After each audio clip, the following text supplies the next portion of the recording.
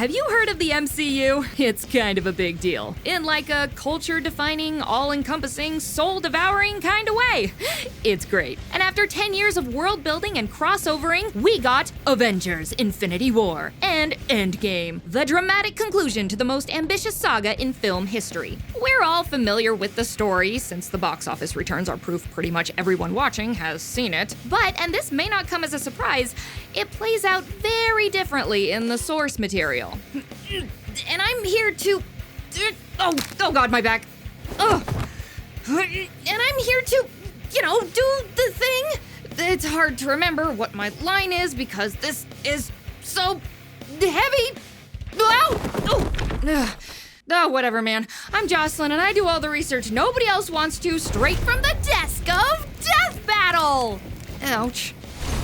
But before we get into that Marvel goodness, here's a word from our sponsor, BetterHelp. Taking care of your mental health might not be at the top of your to-do list on a day-to-day basis, but if you think about it, it's one of the most important aspects of your daily life. There are plenty of ways to keep your mind healthy. You could learn a language, read as often as possible, or even just keep a regular sleep schedule. And especially if you're going through a hard time, you could try BetterHelp. These days, it doesn't take long for the absolute circus act that is our world right now to get you down.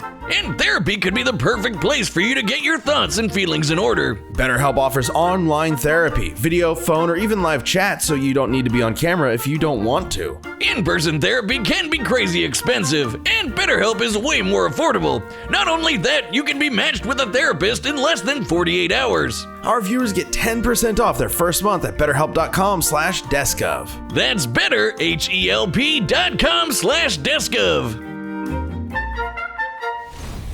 Popped an aspirin or 3 and we're good to go. So, the first and biggest difference is the giant purple Shrek himself, Thanos. And a lot of you might know this already. In the movies, he's a traumatized, psychotic space dictator who watched his planet collapse from overpopulation and is determined to prevent the same thing from happening to the universe. How? By claiming the Infinity Stones and deleting half the universe's population. This has been the source of a lot of debate, because in fairness, it is kind of kicking the can down the road. What will you do when the universe repopulates back to full in a few generations? What about the civilizations that will collapse because of the instantaneous loss in manpower? If you can warp reality itself, can't you just make more food, more planets, more universe? I guess not. Whatever. Thanos from the comics is a completely different beast. Unlike his, and maybe this is generous, morally ambiguous filmic counterpart, this motherfucker is pure evil and loves it. His whole soul is devoted to being an enormous, violent, violet dick to everyone and everything that lives. He's not committing genocide for some higher life-saving purpose. He's doing it to impress a girl he's got the hots for, and her name is Death. That's right, the physical embodiment of the concept of death in Marvel. And that's great. If I may offer up an oh-so-humble opinion, there's a tendency to make villain motivations sympathetic by simply making them misguided. But what's more sympathetic than turning yourself into an asshole in order to impress someone who was never really interested in you in the first place? But instead of it being the dreamy oboe player from band class, it's an abstract god. Now, it is very comic booky and weird, so it's an understandable change, but I am such a fan of the original. Anyways, Thanos gets the Infinity Gauntlet after his Thanos quest, and wastes no time in snapping away half the universe as a gift to his beloved. Yeah, there's no movie-long build-up to him fighting through the Avengers to get the stones.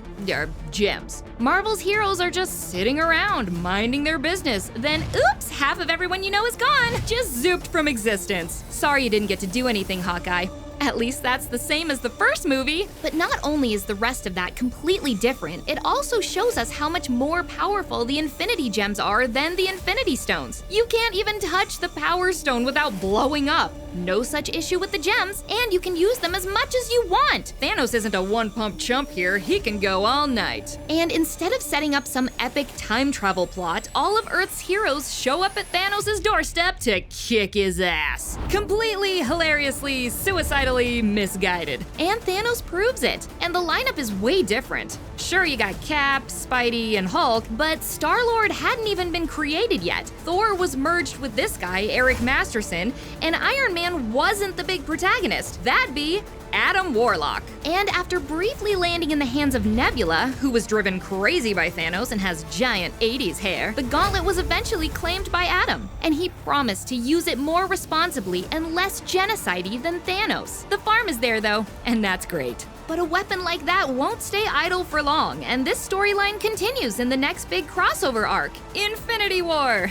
Oh yeah, Infinity War the movie is more an adaptation of the storyline Infinity Gauntlet. Infinity War in the comics is totally different. There's this guy Magus, it's a lot. And then there's Infinity Crusade, and Infinity Countdown. Just don't even get me started. Fun fact, all Death Battle members are 73.6% stronger and happier. So don't miss out on your chance to directly support the team by clicking that join button. And thanks for watching!